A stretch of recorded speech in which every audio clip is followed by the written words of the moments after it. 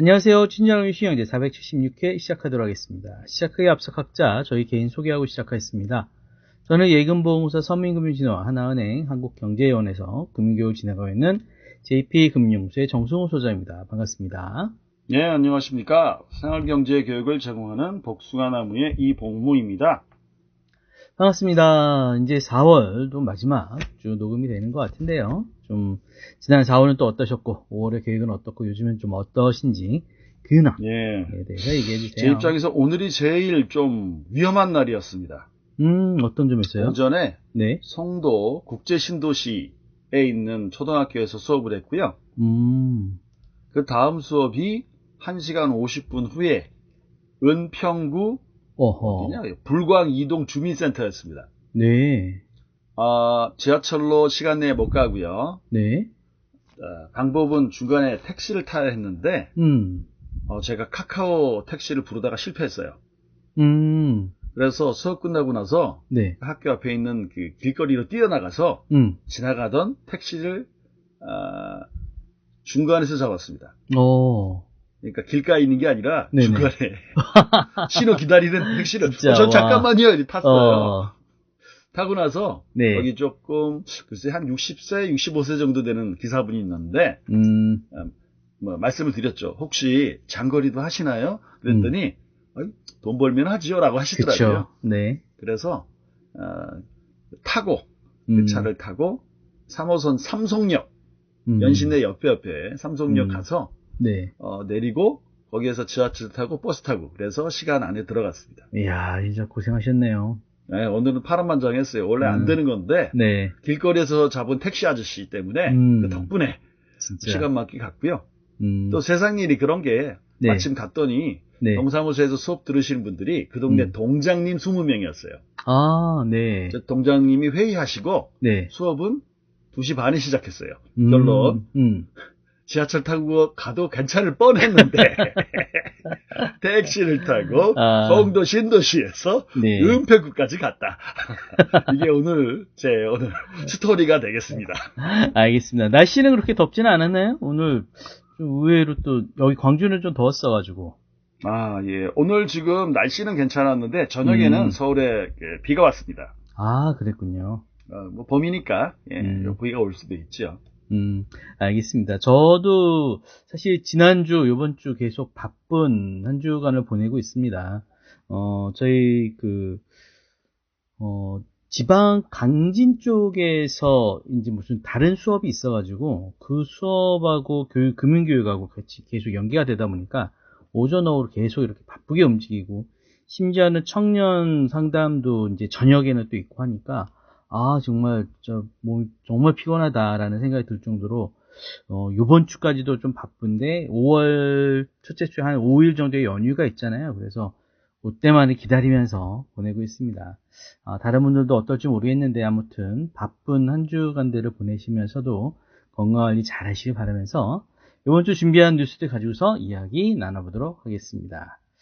자, 제가 사실 AI를 통해 가지고 한 주간의 뉴스를 한번 정리를 좀 해보고 있었었는데, 의외로 AI를 통해서 정리하는 요 뉴스 내용들이 이제는 히스토리가 지나가다 보니까, 약간 좀 환상현상처럼 옛날 뉴스를 가져오는 경우도 되게 많고, 신뢰도를 좀 많이 떨어뜨리고 있습니다. 그래서, 역시 AI를 활용한 어떤 부분에 대해서는 교차 검증이라든지 여러 가지가 좀 이슈가 있겠구나라는 생각이 들어서 오늘은 좀 쉬고 비슷한 내용들이어가지고 좀 지나가고 일반적인 지금 뉴스들 가지고서 한번 정리해 보겠습니다.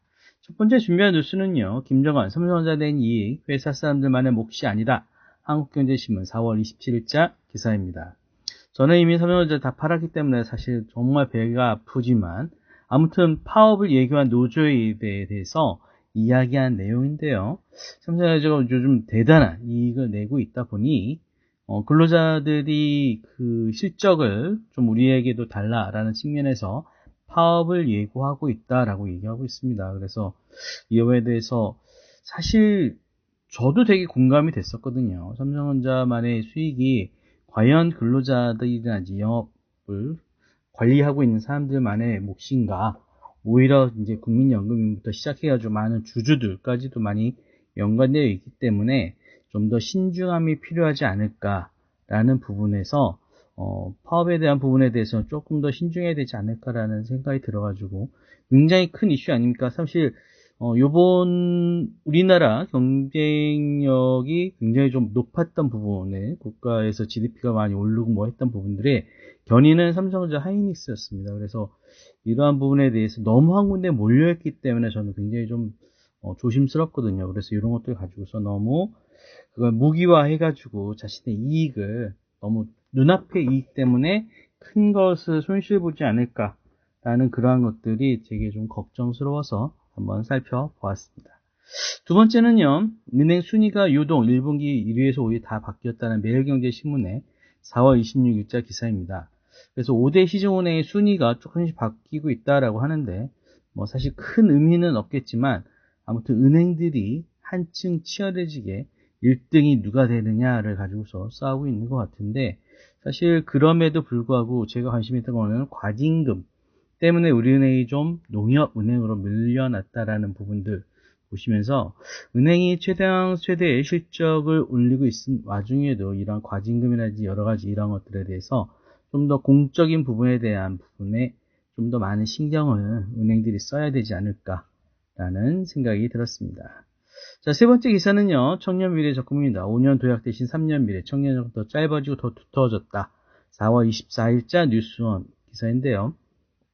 청년 미래 적금 6월 출시에 대해서 다 알고 계실 텐데, 갈아타기가 처음에는 어려울 것처럼 얘기했다가 갈아타기가 가능한 것처럼 6월에 한시적으로 가능한 걸로 나왔습니다. 그래서 갈아타기가 70만에서 납입한도가 50만원으로 줄어들고 기간도 5년에서 3년으로 줄어들었지만 만약에 내 급여 수준이라든지 이런 것들을 살펴봤을 때 갈아타는 것이 나은지 아닌지는 조금 더 살펴봐야 될 부분인데, 아무튼 청년들 상담을 제가 하면서도 많은 청년들이 되게 관심이 있어 하는 부분인 것 같습니다.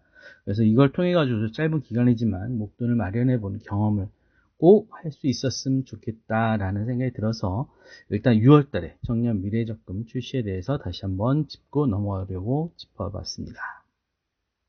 자, 네 번째는요, 이번 달 월급 다 뜯겼네, 수백만원 건보료 폭탄받은 이유라는 4월 25일자 한국경제신문의 기사입니다.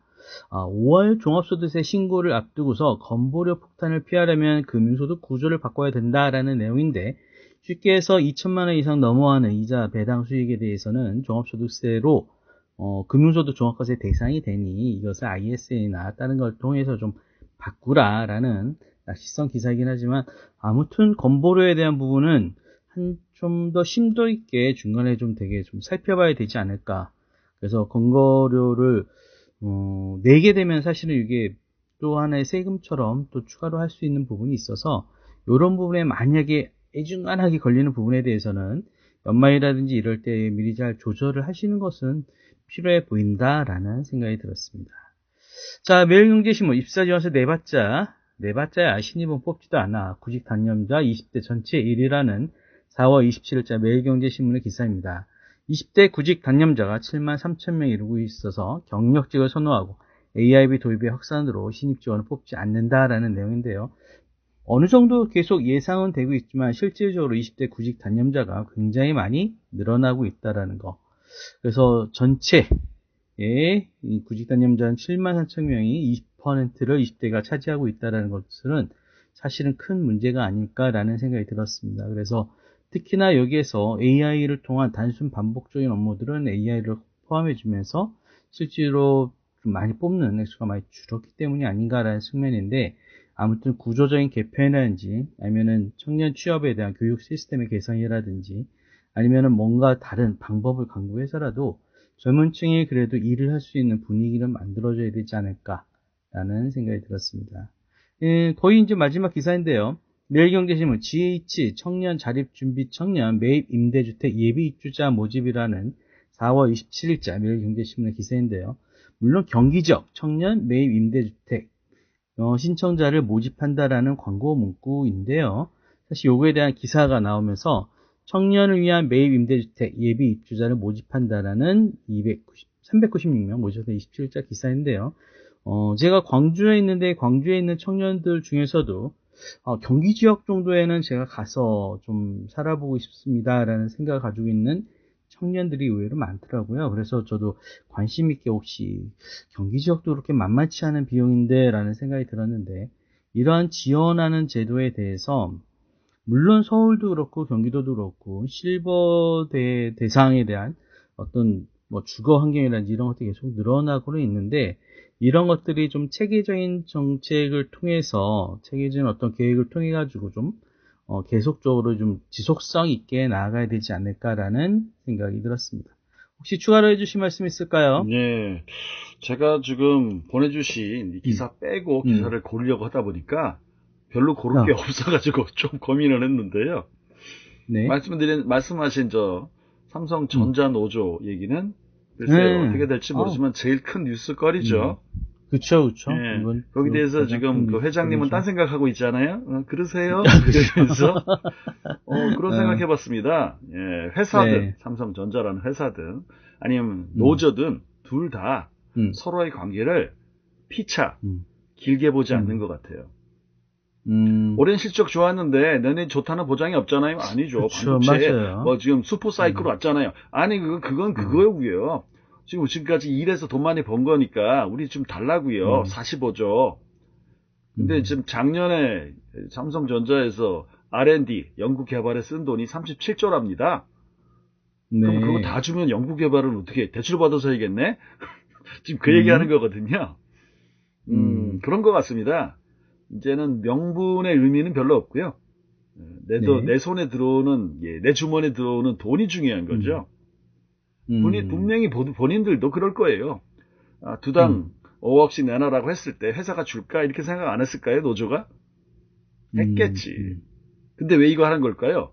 5억 불렀다가 1억이나 1억 5천 줘도 개꿀 아니에요. 네. 자, 제가 생각할 때 이렇습니다. 우리 애는 잘 모르지만 저도 얼핏 지나가는 기사로 봤어요. 대만은 어떨까요? 대만에서는 비슷한 거 없을까요? 진짜? 뒷면도 TSMC가 있는데. 대만에서는 노조가 되게 약하다고 알고 있습니다. TSMC가 돈을 많이 버는데 TSMC 때문에 대만의 GDP가 개인당 1인당 국민소득이 되게 높아요. 그렇죠. 근데 대만 국민은 잘 못 살거든요. 이유가 TSMC가 버는 돈을 주주 환원합니다. 배당으로 나눠줘 버려요. 근데 그 TSMC 주식을 국내 대만인보다 누가 많이 갖고 있을까요? 외국인이? 그렇죠. 외국인이 갖고 있는, 결국 국부 유출이라고 할 수도 있겠죠. 근데 대만 TSMC는 비슷하게 노조들이 파업 안 할까요? 진짜? 환경이 다릅니다. 파업하면 잘리고요. 하나 더. 지금 그 삼성전자 회장님이 우리 이렇게 2030년까지 가야 될 거예요 라고 얘기하는 게 누구 따라하는 걸까요? TSMC입니다. 인공지능 완전 자동화 이미 하고 있거든요. 그래서 그쪽에서는 직원 없애시고 로봇만 돌아가는 그러한 공장을 뭐라고 부릅니까? 중국이 계속 이거 하고 있죠. 다크 팩토리. 그렇죠. 다크 팩토리. 왜 다크일까요? 조명 없이. 조명이 필요가 없어. 불을 안 켜놨어. 사람 없으니까. 기계만 맞아요. 돌아가니까. 제 생각이 그래요. 멀지 않아 그렇게 될 가능성이 높고요. 특히 반도체 같은 경우는 그렇고요. 자, 똑같은 문제가 있을 수 있는 업계가 있습니다. 정유업계. 정유업계 지금 위기이면서 엄청난 기회거든요. 왜냐하면 달라는 데가 많아. 또 다른 데 생각해 볼까요? 화물노조. 요즘 파업하고 있거든요. 올라오다 보니까 택시 아저씨하고 그 얘기 나눴습니다. 화물노조 얘기하면서 화물노조에서는 이렇게 공정하게 하자라고 하면서 파업을 하신대요. 근데 화물노조가 이렇게 파업하는데 옆에 있는 딴 노조가 와서 껄떡거리는데 그게 택배 노조입니다. 그래서 화물노조가 택배 노조 아저씨를 때린답니다. 니들은 뭐야? 이러면서. 왜요? 화물노조는 어때요? 유구한 역사와 전통이 있다고요. 택배 노조는요. 니들은 뭐야? 이러면서 택배 노조 트럭이 들어오면 트럭을 세우고 뒤에 있는 화물칸을 열고 택배 아저씨를 끌어내리고 그게 우리들의 현실이죠. 명분은 없습니다. 그냥 개인의 이익이에요. 근데 이거는 뭐라고 할 수도 없어. 제도적으로 받쳐주지 않으면요. 자, 근로자가 아닌 저 같은 경우에는 뭐죠? 그림의 떡이죠. 노조가 없어. 왜? 긱 비즈니스맨이거든. 뒤에 보면 오늘 기사에도 네. 긱 워커라고 나옵니다.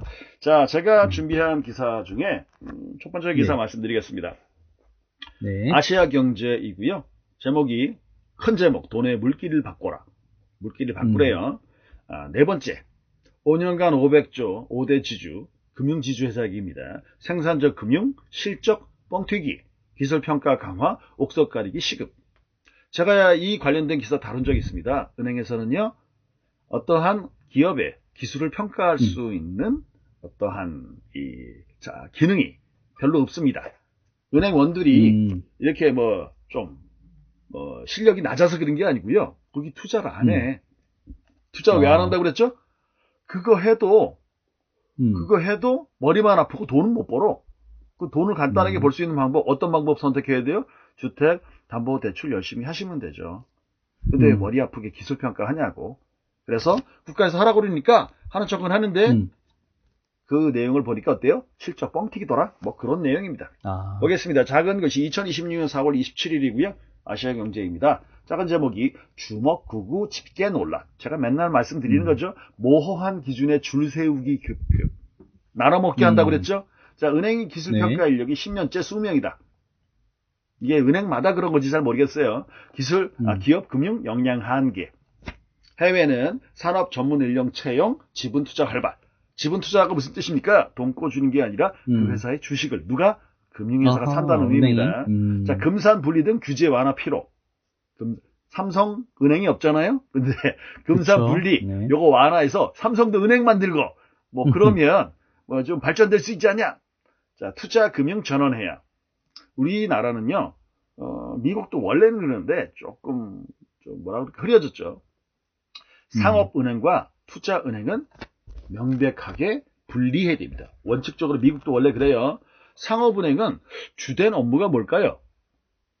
저축받고 대출해주고. 그렇죠. 기업에 대해서 사실 많이. 대표적인 수익 모델은 대출이죠. 그럼 투자은행은 상업은행과 뭐가 다를까요? 일반적인 업무, 상업은행의 업무도 조금은 하지만 주된 업무 중에 뭐가 들어있을까요? 투자가 있습니다. 투자. 예를 들어서 네. 국민은행에 있어 펀드 팔자래. 그런 얘기가 아니고 국민은행이 투자하는 거죠. 국민은행이 투자 상품을 판다는 얘기가 아니라 자 보겠습니다. 그쵸? 지금 정부가 생산적 금융으로 대전환을 선언했다. 부동산에 쏠린 자금의 물길 첨단 전략 산업으로 돌리는 것이 핵심이다. 글로벌 기술 패권 경쟁이 자본 전쟁으로 확산하면서 아주 그냥 뭐라고 그럴까요? 화려한 단어를 많이 쓰셨어요. 미국, 중국, 일본, 유럽 등은 국가 자본과 민간 금융을 결합해 전략 산업에 천문학적 자금을 쏟아붓고 있다. 반면 한국 금융은 여전히 부동산 담보 대출 중심의 보수적인 구조에 머물러 있다. 왜요? 그게 확실하고 리스크가 작고 돈을 확실히 벌 수 있으니까. 그렇죠. 자본 배분의 왜곡이 지속되면서 기술 경쟁에서 도태될 수 있다는 우려도 크다. 이건 좀 이상하죠? 왜요? 아까 봤던 미국, 중국, 일본, 유럽도 기술이 후져요. 지금 미국 입장에서 제일 급한 기술이 뭘까요? 배 만드는 기술입니다. 네. 항공모함 지금 3대, 지금 돌아가는 그쵸? 항공모함 4개인데 그중에 3개를 저쪽에 보냈잖아요. 나머지는요, 수리. 저 최근에 유튜브에서 봤는데 맞는지 아닌지 모르겠어요. 근데 아마 사실인 것 같아요. 네. 항공모함 중에 하나가 이게 사서 문제 때문에 이게 기능 불능됐답니다. 그 문제는 화장실이 고장났대. 근데 이 화장실을 고칠 수 있는 기술이 없어. 그래서 지금 회항했답니다. 말이 안 되죠. 진짜. 자, 그래서 이렇게 얘기합니다. 정부가 정책금융과 민간 금융을 결합한 150조 원 규모의 국민성장펀드를 출범시키며 제가 이거 말씀드렸습니다. 근데 잘하는 애들한테 몰아줘야 됩니다.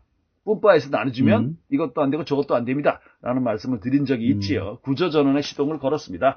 본질은 생산적 금융의 필요성, 민간 금융의 한계, 나가야 될 정책적 과제를 짚어보는 시리즈라고 합니다. 자, 볼게요.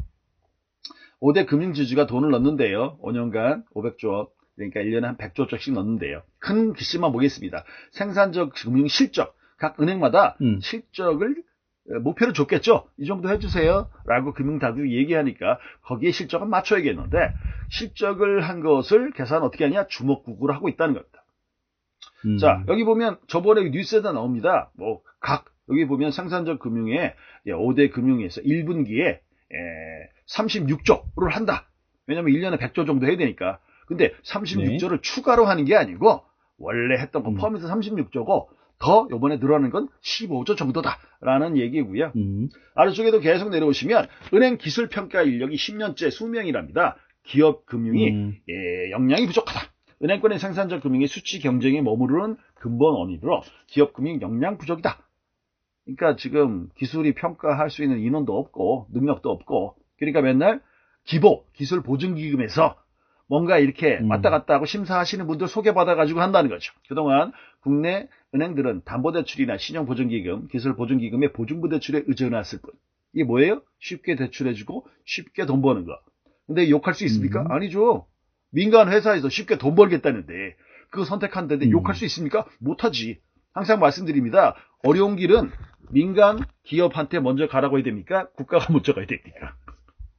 맨날 그 얘기 하는 겁니다, 제가. 아무리 얘기해도 소용없겠지만, 기업 자체에 대한 신용평가 역량은 충분히 축적하지 못했다. 특히 기업의 기술력을 평가하는 능력은 현저히 취약하다. 현저히 취약한 게 아니고요. 그냥 안 하는 겁니다. 현대 5대 은행의 기술평가 전문 인력은요, 모두 수명 초반 수준이다. 수명대 초반이래요. 22명, 23명. 각 은행마다 그런가 봐요. 자, 과거, 박근혜 정부 시절 기술금융을 활성화하기 위해서 도입된 기술 신용평가 TCB 체계의 운영의 최소 기준은 20명. 그러니까 최소 기준만 맞추고. 그것만 맞췄네. 그렇죠. 진짜. 그렇게 계속 가고 있다는 거예요. 그러니까 결국은 이 업무를 하겠다는 거야, 안 하겠다는 거야? 안 하겠다는 거죠. 이거는 저하고도 관련이 있습니다. 왜요? 제가 여기서 지금 나오는 TCB 기술 신용평가 이것도 자격증이 있어요. 기술평가 기술평가 신용사례이 있습니다. 당연히 이 자격증은 어디서 운영하냐면 기술보증기금에서 운영하는 자격증입니다. 제가 몇 대 바람 불어가지고 기술 신용평가사 3급입니다. 오호. 저도 뭔가 하면 써먹을 수 있지 않을까? 진짜? 이렇게 이 정권 때 생각했던 건데 정권 지나가니까 어때요? 그냥 최소 여기서 20명이 신기로 20명을 선발했을까요? 아니죠. 원래는 은행 직원들 이거 시험 봐가지고 합격하면 이거 지금 자격증 수당 나간다라고 했겠죠. 왜요? 3급은 저도 땄다고요. 자, 넘어가겠습니다. 자체 신용 어떤 이 기술 평가를 하는 것을 기대하시면 안 돼요. 자, 해외는 산업 전문 인력 채용하고 그러니까 진짜로 능력이 있으신 분들을 채용하고 지분 투자 대출만 해주는 게 아니라 그 기업에 주식을 사서 사실 같이 가는 거죠. 대출만은 한계가 있다라고 얘기하지만 한동안은 저는 어렵다고 봅니다. 왜요? 아니 쉽게 돈 벌 수 있는 방법이 확실한 방법이 있는데 이걸 포기하라고 하면 은행이 포기하겠습니까? 은행이 바보입니까? 그러니까 국가 먼저 해야 된다고요. 자, 벤처캐피탈 얘기 안 하겠습니다. 우리나라의 벤처캐피탈, 특히 엔젤 투자는 없다고 말씀드렸어요. 맨 아래쪽만 보겠습니다. 자, 경제학과 교수님이 이렇게 얘기했네요. 현재 생산적 금융의 대부분이 대출에 치우쳐져 있어서 기술 기반 산업을 키우는데 한계가 있다. 은행이 대출과 함께 지분 투자를 병행할 수 있도록. 근데 은행이 대출과 함께 지분 투자를 하려면 그 은행이 상업은행이 아니고 어떤 은행이 됩니까? 투자은행이 됩니다. 국민은행이 여기 투자하는 거 좀 모르겠습니다. 근데 여기서 우리가 흔히 투자하는 은행, 인베스트먼트 뱅크라는 관계 있는데 사실 우리나라에서는 이걸 누가 기능하냐면 증권회사가 합니다. 그렇죠. 그게 현실인 거죠. 그럼 증권회사는 실제로 이렇게 잘 나가는 회사들 지분 투자를 하냐? 안 합니다. 주로 뭐 합니까? 돈 벌리는 것만 하죠. 해외 투자 ETF라든가 아니면 공모주 찾아가지고 요즘 저 공모주 그쵸. 관련돼가지고 가장 큰 덩어리가 제일 큰 거 뭘 있을까요? 국내외 합쳐서. 얘들 상장한데 이 공모주잖아요. 스페이스 X 상장합니다. 언제 하는지 몰라요. 네. 근데 미국에서 상장하면 한국에 있는 우리나라의 이게 개미나 서학개미라고 하죠. 서학개미분들 가만히 있을까요? 아니죠. 테슬라도 지금 우리나라 사람들이 엄청나게 갖고 있거든요. 이것도 마찬가지일 겁니다. 자, 여기 정도까지 하고요. 다음 기사 중은 간단하게 보겠습니다. 자, 오늘이 그렇죠. 자, 다음 기사는요. 돈의 물결 다음에 코인 2개 보겠습니다. 갑자기 코인인데요. 은행 하다가 갑자기 코인 했어요. 자, 두 번째 기사는 갑자기 제 화면이 확 바뀌었네요. K뱅크와 리플 얘기가 있습니다. 혹시 리플 이 코인 이름이 아닌 건 아시죠? 네. 예, 코인 이름은 XRP입니다. 자, 이번 이렇게 나와 있네요. 서울경제신문 2026년 4월 27일 K뱅크 리플과 해외 송금 실험. 제가 말씀드린 적이 있습니다. 저도 코인 한번 해볼까? 하면서 리플을 알아본 적이 이더리움 있고 얘기했었죠. 제가 빗썸 강남역에 있는 빗썸 본사인지 모르겠는데 그 소비자 센터 가서 질문을 해본 적이 있습니다. 제가 코인을 모르는데요. 이 코인 하려면 어떻게 해야 돼요? 했더니 저한테 첫 번째 한 얘기가 K뱅크 계좌 있으세요? 였어요. 무슨 소리냐? 빗썸에서 거래하시려면 K뱅크, 마치 CMA 여는 것처럼 K뱅크 계좌 있으셔야 됩니다. 그렇기 때문에 K뱅크와 리플과 해외 송금 실험, 이게 어떻게 좀 관계가 닿는 거죠. 자, 2026년 4월 27일 서울경제신문입니다. K뱅크와 리플이 해외 송금 실험하고 있다. 글로벌 블록체인 인프라를 복여 활동하고 있고 아랍에미레이트 그리고 태국 대상 2차 기술 검증을 돌입한다. 리플을 보내주고 진짜 갔어요? 이제 이거 확인하는 거예요. 중개은행 최소화로 송금 비용 절감한다. 자, K뱅크가 항상 말씀드리지만 다른 인터넷 전문 은행에 비해서 어떤 입장이라고요? 급한 입장이라고 그랬죠. 왜요? K뱅크 자체가 뭐를 해야 돼요? 본인들이 상장해야 돼요.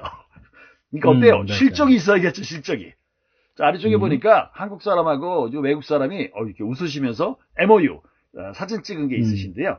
자, K뱅크 은행장과 피오나 모레이 리플 아시아태평양 총괄 이 K뱅크 본사에서 진행된 양사 간 전략적 파트너십 체결식. 이게 뭐예요? MOU지.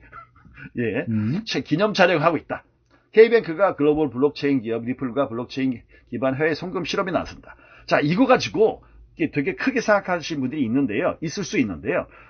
리플에 대해서 조금만 관심이 있으시면 리플은 엄청나게 많은 회사들과 제휴를 하고 있습니다. 리플이 용도가 송금 용도거든요. 특히 해외 송금. 그렇기 때문에 수많은 해외 금융회사끼리 다 MOU를 맺어서 여기도 보내보고 저기도 보내고 돼요? 안 돼요? 에러가 있어요? 없어요? 이걸 다 하고 있는 거예요. 특별히 K뱅크가 뭐가 뛰어나거나 한국 내에서 무슨 지분이 있거나 전 그렇게 보진 않습니다. 하지만 K뱅크 입장에서는 어때요? 굉장히 자랑할 만한 뉴스가 되는 거죠. 자, K뱅크 앞에 나와 있고요. 리플 같은 경우가 글로벌 네트워크와 블록체인 인프라를 이용해서 기존 해외 송금의 속도, 비용, 투명성 개선 가능성을 검증할 계획이다. 그렇게 따지면 얘 말고 사람들이 제일 선호하는 코인은 따로 있죠. 비트코인.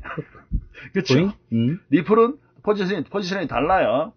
자, 지금 최근에 그 리플에 관심이 있으신 분들은 리플 한 개에 얼마인지 보신 적 있을 겁니다. 2,000원대에서 왔다리 갔다리 하고 있습니다. 어떻게 보면 비트코인하고 비슷하지만 1년 전에 비해서 반토막, 마이너스 때는 3분의 1 토막돼 있습니다. 우리나라 사람들은 어때요? 급하죠? 그렇기 때문에 리플을 한다는 것 자체가 어떻게 보면 되게 재미가 없을 수도 있습니다. 자, 아래쪽만 보겠습니다. 이번 실험의 특징은 자체 개발 지갑 대신에 리플의 디지털 자산 지갑인 펠리쉐이드. 우리가 알고 있는 펠리쉐이드는 뭐예요? 현대차 펠리쉐이드잖아요. 이걸 활용한다라는 점이고요. 자체 개발 방식은 은행 환경에 맞춘 유연한 설계가 가능하지만 키 관리 시스템 구축 및 규제 대응이 상당한 시간과 비용이 소요된다. 리플 같은 경우는 여러 나라에 이걸 하기 때문에 각 나라의 규제에 계속 적응해 왔거든요. 자, 리플 지갑은 이미 보안 체계와 금융기관 수준의 규제 대응이 갖춰진 신속한 도입이 가능하다. 그러면 지금 K뱅크의 어플에서 자, 옆에 버튼이 하나 더 생길 수 있겠죠. 리플로 해외 송금하기. 이런 게 들어올 수도 있겠죠. 자, 다음 기사 하나만 더 보겠습니다. 코인 기사 이거 하나 더 보면 마치겠네요. 이건 짧게 하겠습니다. 비즈워치 2026년 4월 27일입니다. 코인 하시는 분들은 철렁한 소식이죠. 코인 원도 우리나라 5등 정도 되는 거래소입니다. 영업정지 취소 가처분 가세하나? 왜요? 국가가 영업정지 처분을 내렸거든요. 자, 다른 데도 영업정지 처분 없는 비트코인도 막 나눠주고 그러잖아요. 자, 실제 영업에 미치는 영향, 이게 관건이다. 보시면 업비트 그림에 이 그래픽에 업비트가 달려나가고 빗썸이 따라가고 코인원, 코팍스, 코비트가 있잖아요. 이렇게 해가 순서가 되겠습니다. 자, 대형 가상 거래소들이 금융당국의 영업 일부 정지 처분에 대해서 법적 다툼을 진행하고 있는데 영업정지다라고 했더니 우리는 그 행정처분에 반대입니다. 행정소송하고 있는 거죠. 여기에 코인원이 5등이라고 써요. 5등도 이 분쟁의 같이 할 건지 관심이 모여지고 있다고 합니다. 저는 그렇게 생각 안 합니다. 왜요? 1등, 2등만 의미 있다 그랬어요. 3, 4, 5등은 큰 의미가 없습니다. 자, 맨 아래쪽 밑으로 내려가서 이런 게 있네요. 자, 업계는 최근 업비트 운영사 두나무가 동일한 소송에 승소한 데다. 승소한 데가 있대요. 근데 잘 살펴봐야겠죠. 신체로 보시면 승소가 아닐 겁니다. 일부 승소일 겁니다. 근데 이런 식으로 나오죠. 왜요? 거래소 이용하시는 분들 안심시켜야 될 거 아니에요. 딴 거래소를 안 갈아타게.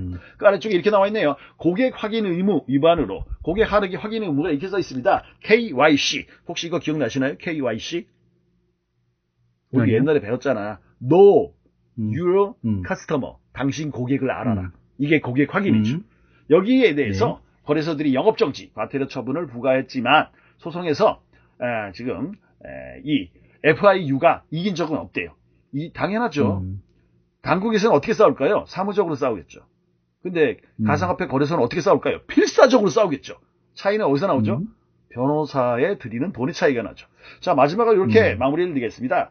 자, 거래소의 관계자가 이렇게 얘기했대요. 규제의 미비, 거래소의 고의 과실이 주요 판단 요건이긴 하지만 영업정지 처분에 대한 집행정지 가처분에 대한 법원의 판단은 영업에 미치는 실질적 영향이 핵심이다. 결론은 가입자들이 얼마나 빠져나가느냐가 문제겠죠. 법원에서 공공성을 중시하거나 실제 영향이 크지 않다면 가처분을 받아들이지 않을 수 있다. 결론은 법원에서 나올 겁니다. 근데 법원의 판사님들이 코의 많이 할까요? 잘 안 하면 엄격한 판단이 나올 가능성이 높다고 개인적으로 생각합니다. 여기까지 하겠습니다. 알겠습니다. 사실 증시가 6,600원 막 넘어서고 하면서 막 사상 최대의 기록을 하고 있는데, 그렇다고 해서 미국 이란 전쟁이 또 평화롭게 잘 가고 있느냐, 또 그런 상황도 또 아니거든요. 그래서 굉장히 불안한 가운데서의 증시만 굉장히 좀 오르고 있는데, 이게 사람들의 심리 상태로 이렇게 오르는 거지. 국가 GDP보다도 훨씬 더 높은 수익만큼의 주가 금액이 형성이 되고 있어서 이게 진짜 거품처럼 가는 건지, 아니면 앞으로도 계속 이런 투자될 재원들이 있으니 계속적으로 이렇게 가는 건지는 모르겠는데, 너무 빠른 것 같다라는 생각이 듭니다. 이런 때일수록 약간의 숨고르기가 좀 필요한 시점이 아닌가 싶은 생각이 드네요. 이젠 봄이 지나 이제 여름이 오는 것처럼 날씨도 더워지고 있는데요. 건강하게 잘 하시는 한 주간 되시고 5월 좋은 날로 이렇게 찾아뵐 수 있었으면 좋겠습니다. 오늘도 함께 해주셔서 감사합니다. 수고하셨습니다. 네, 감사합니다.